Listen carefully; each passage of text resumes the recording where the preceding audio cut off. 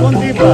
Pero ako talaga, ang gusto kong tanungin sa kanila, ano pang magagawa natin para dumami kayo mga medalist?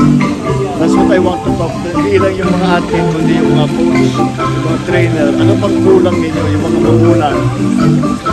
Saan kayo nahirapan? Nung nag-training kayo kay Judo? What was the hardest part of it where we can help? That's what I'm looking for.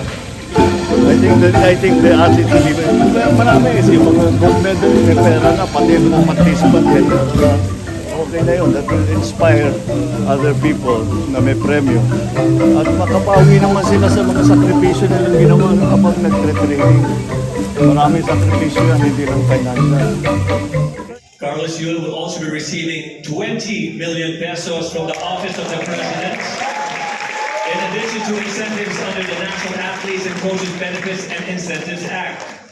An annuity card from the NTRCB valid until June 30, 2025, and travel tax exemption until June 30, 2028, courtesy of TIEZA.